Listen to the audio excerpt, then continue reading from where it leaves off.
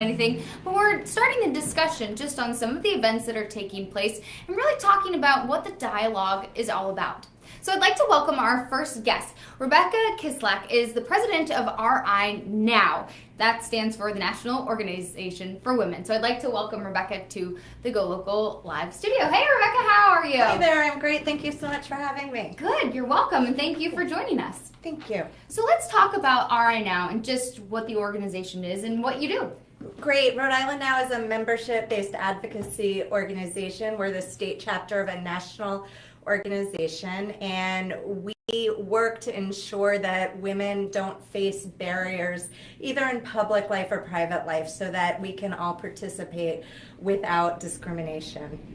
And how long have you guys been, you guys, I would say you guys, but I feel like in this situation we should say you gals. How long have you been around? Rhode Island Now has been around for decades, actually. I've been the president. This is my second year as president of this organization. And do you feel in the past year, 6 months or so that things have become more relevant, people are becoming more involved or really reaching out to you more? There is definitely a surge in interest and a lot of great and important energy. There are a lot of people who want to work together to keep doing the work that we've been doing for a really long time to make sure that we are building the world that we want to live in, one where all women can equally access services. We really believe in an intersectional vision of feminism. We know that our identities are all really complicated and multi-layered, and we work against all kinds of discrimination that affect women just to make sure that we can all equally access services no matter our religion, our race, our socioeconomic status, or any other marker. What do you think it's like here in Rhode Island compared to other places? Do you think Rhode Island's doing a pretty good job, or do you think the fight's still out there? I think Rhode Island's great in so many ways, and I think that we can all always do better everywhere. I would agree with that. I think there's room to be made. So let's talk about International Women's Day. It is tomorrow, so don't worry, you haven't missed out. Let's talk about just the event itself, and then we'll get to some other things that are happening. Right, so tomorrow, March 8th, is International Women's Day. It is a day to celebrate the importance and the place of women in the world. It's a worldwide day. And I hadn't seen it celebrated very much in the United States before. I know it has been more prominent in other countries for years. And this year there's a lot of excitement around International Women's Day. And there's a lot of buzz. There's a lot of buzz. So the Women's March on Washington has called for a strike. It's a part of an international movement for a day with no women. And there are women in Rhode Island participating, and there are a lot of ways that women in Rhode Island can participate. The call is for if you're able to take the day off of all paid and unpaid work. We know that not everybody is able to do that, but what we can all do is we can all wear red. Okay. And so if we're at work or we're not at work or we're at the playground or we're, wherever we are, we'll be wearing red. And that's a really visual sign of solidarity, and so we can all do that. We can also all decide to only use our money and shop only in women-owned and minority-owned businesses tomorrow. Oh, okay. So women are really powerful economic forces, both for our presence in the workplace and for the spending that we do for ourselves and our families. So we can really show that in many ways tomorrow. And I saw some things online, other ways you can participate, and if you can't strike, because you're right, not everyone has the power to just take a day out of work, but some people said, don't shop. But I like the idea of shopping to support other women. Yes, I liked that a lot too. So what do you think some other ways that you can celebrate International Women's Day or participate in the strike? Right, so I know that there are 4 events happening in Rhode Island. There are probably more, there are only 4 that I know about.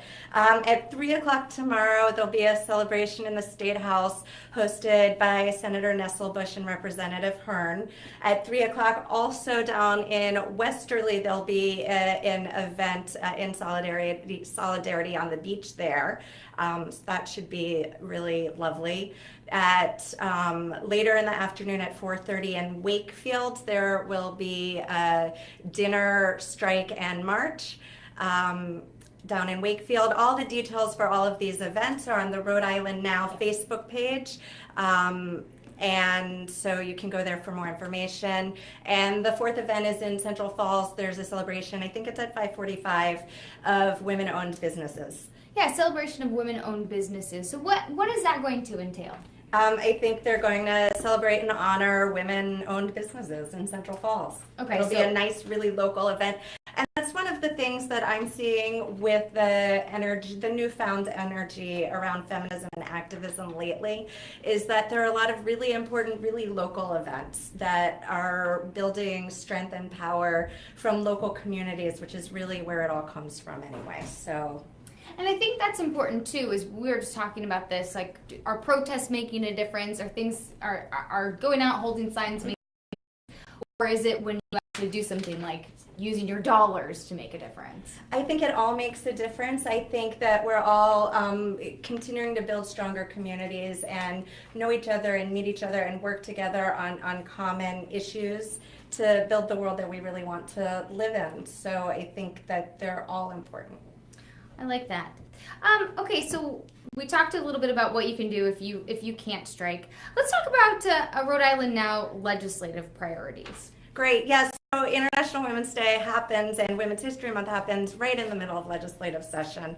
So we actively look to support legislation that supports women and equity in Rhode Island. And this year we have two large legislative priorities, which are economic justice and reproductive justice. We are supporting efforts for earned sick leave, and I saw that Go Local has endorsed that effort. So I think that's wonderful. You get paid sick leave, and everyone else should too. We shouldn't sneeze on each other when we're sick. We should be able to stay home to take care of ourselves and our families. And there are other bills that are important for economic equity, such as pay equity bill and minimum wage bill of $15 an hour. And the governor's also proposed a higher minimum wage. And all of that's really important. We know that women get paid less than men, and women of color get paid even less. And we have to really work to close all of those disparities, and all of those economic justice bills will help do that. And economic justice and reproductive justice are really intertwined.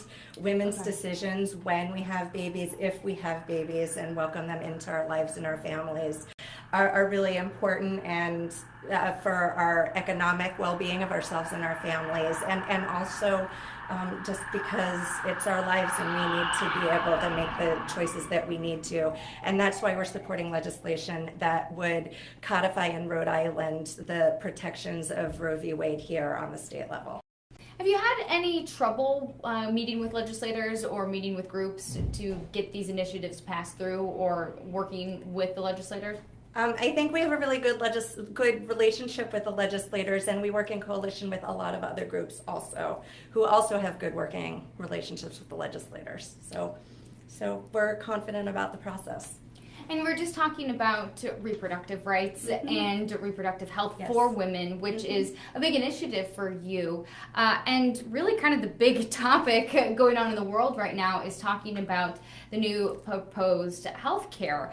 So the American Health Care Act, without getting into too much details, because the proposal did just come out. Kind of what are your thoughts on that? Or I should talk about Rhode Island Now thoughts on that. Right. And so in my other life, I'm a healthcare policy consultant and a health policy professor. So I have a lot of thoughts about that. You didn't know that. No, I actually did not know that. I don't want to open the door too much. No, but I have a lot of thoughts about that. Rhode Island Now absolutely opposes any efforts to repeal the Affordable Care Act. Women rely on access to health care, to affordable health insurance. We need access to birth control. Most of us, 99% of us, rely on birth control at one time in our lives or another. So we really need to protect access to all forms of health care for women. And do you think that with this new plan, it's going to hurt women? I think it is. I think it's going to seriously reduce access to health insurance, particularly for low-income women, but for all women. And I think that we need to ensure that that doesn't happen. Okay, and you and being a healthcare consultant and knowing these issues, that we'll definitely have you back to talk more about this. Great. I'm definitely interested in that.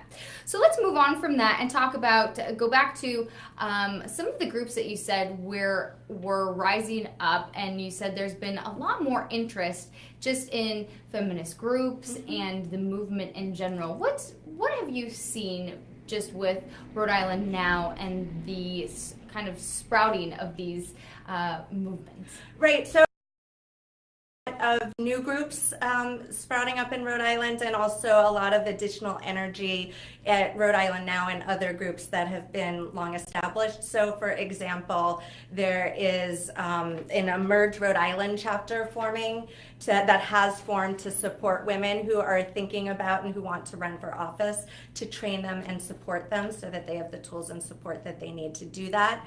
There is a group in Wakefield called Women's Project, which is also supporting women who want to run for office, and it's also combining art and activism. Oh, wow. Right? That's neat.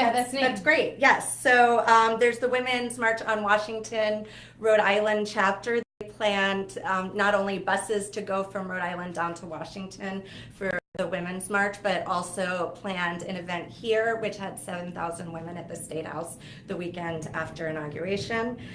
They are also calling for women to show up at the State House on Wednesday to protest a bill that would that is an anti-protester bill. So that is another thing happening at the State House Wednesday. Yeah, so we were talking about this a minute ago. I want to get into that. So I find this very interesting. So tell me a little bit about this bill and then why these people are protesting it. Because here's my thought. So people have the right to protest, but people don't necessarily have the right to jump out on 95. Right. But people shouldn't really be able to hit them with a car. So tell me a little bit about what's going on here. Right. So there are, a national movement to provide additional penalties for protesters. And in the United States, we have a real history of civil disobedience. And if one engages in civil disobedience, one knows that there are consequences and that you might get arrested and pay that penalty. There is a move to increase the penalties pretty drastically. So there are acts that are already illegal and that we don't need to increase the penalties for them. And we certainly don't need to, the bill up for hearing tomorrow would reduce penalties for people driving cars who hit protesters. We certainly don't need to make that suddenly okay. That's not okay. So if you're protesting, yes, and you're in my way, so if you stepped off the curb, the proposed bill would be if I hit you, my penalty's reduced. That's what it looks like. Okay.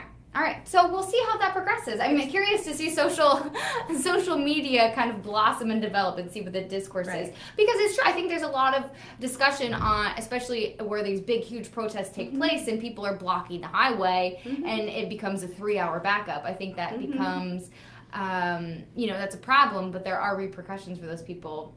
Anyway, there are already repercussions, and so I think that we don't need to think about increasing penalties. We need to think about fixing the conditions that folks are protesting about. I firmly believe that, but I don't think that passing bills to increase penalties is the way to go.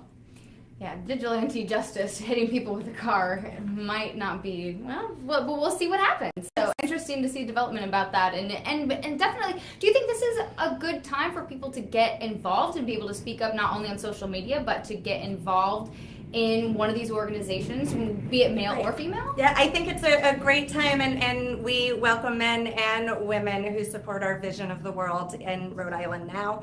You can go to our Facebook page and our website at rinow.org in order to get information for how to join. We have 2 very active committees. We have a legislative committee, which is incredibly active right now, and they'll be up at the State House in about an hour today for some hearings.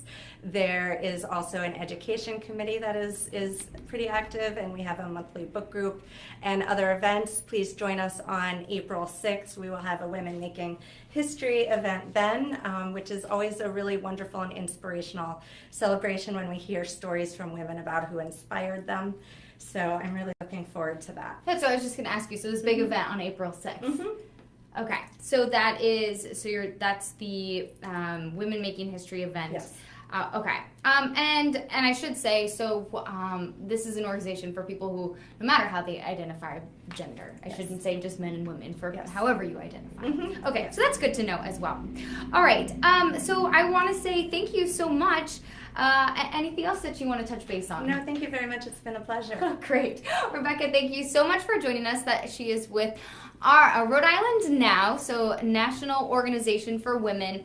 And I wish you a happy International Women's Day tomorrow. Thank you very much. Enjoy the celebration. Thank you so much. And I hope people can remember it is a celebration, not necessarily just the strike. Right. It's been around for a while. It's been around for a while, and it's nice to see folks celebrating and protesting here in such meaningful ways. Great. Why don't we take a quick picture so we can put that up on my Facebook page. Great, Rebecca, thank you so much for joining us. Thanks for coming in, and we'll continue to touch base. Great. All right. Take care.